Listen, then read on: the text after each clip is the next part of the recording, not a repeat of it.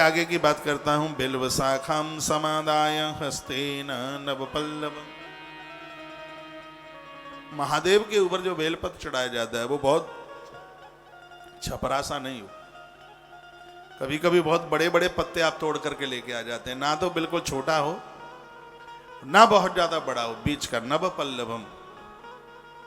कभी कभी पत्ते बड़े अकड़ू जैसे होते हैं, उस पर धूल जमी होती है, जाला सा लगा हुआ होता है। इसलिए इस ग्रंथ में लिखा है चढ़ाने वाले बेल पत्रों को एक रात्रि पहले गंगा जल में डालिए, फिर उसको पोंछिए, फिर उसके ऊपर अपने हाथ से हंसते न, अपने हाथ से बिल्व शाखाम समादाय हंसते न, अपने हाथ से उसके ऊपर कुछ लिखिए। गृत्वा पूजयेत बिल्वम स च पापी प्रमुच्यते।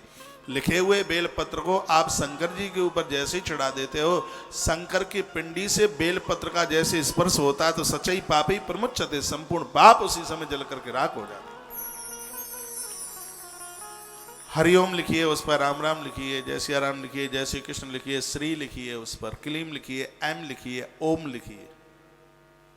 कुछ लिख करके फिर यह आप नवीन बेलपत्र लेकर उसे बेल वृक्ष की जड़ों में चढ़ाइए, शंकर जी पर चढ़ाइए। देखो आनंद की बात यह, तुलसी की पूजा तुलसी पत्तों से होती है। घर में बेटा रूठ के चला गया, बहू रूठ के चली गई है, पति रूठ के चला गया, पत्नी रूठ के चली गई है, पद्म पुराण में वर्णन किया गया है। तुलसी की पत्तियों से 108 परिक्रमा तुलसी की कीजिए, तुलसी पत्र से तुलसी की परिक्रमा। और याद रखना, माँ तुलसी की जो परिक्रमा है वो कुछ वस्तु डालकर, भले टॉफी हो, कुछ खाने पीने की चीज हो, सिक्का हो, ये परिक्रमा की महिमा में कुछ आप छोड़ते हैं, चढ़ाते हैं तो उससे इसकी महिमा ज्यादा बढ़ जाती है। तो तुलसी की परिक्रमा तुलसी पत्र से, उसी प्रकार से बेल की पूजा, बेल वृक्ष की पूजा बेल पत्रों से की जाए तो उसकी महिमा बहुत ज़्यादा है। ग्रंथ में वर्णन है, बताया गया है इसमें। बिल्व शाखाम समादाय हस्ते नवपल्लवम। नई नई पत्तियां गृत्ता पूज्य बिल्वम सच पापी प्रमुच्यते। आपने बेल की जड़ों में चढ़ाया है, पाप प्रमुच्यते, सभी पाप जल जाएंगे। बेलु मूले सुव्रतम भोजेद यस्तु भक्तता। जिसने श्रद्धा से बेल वृक्ष के नीचे बिठाकर एक ब्राह्मण को भी भोजन कराया है, एकम्बा, एक ब्राह्मण को भोजन कराया, कोटि गुणितम तस् पुण्यम प्रजायते। ये लिख लेना। लिंग पुराण में तो 10,000 लिखा है, लेकिन शिव महापुराण में 1 करोड़ लिखा है पूरा। बेल वृक्ष के नीचे बिठाकर एक ब्राह्मण को भी आप भोजन करा दोगे, एक ब्राह्मण को भोजन कराने का फल 1 करोड़ ब्राह्मणों को जिमाने के बराबर है।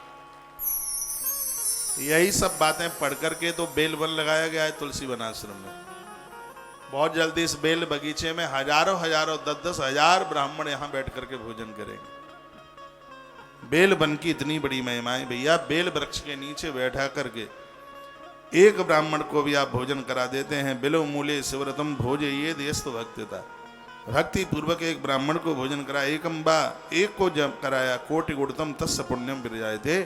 शीघ्र ही 1 करोड़ ब्राह्मणों को जमाने का फल प्राप्त हो जाता है।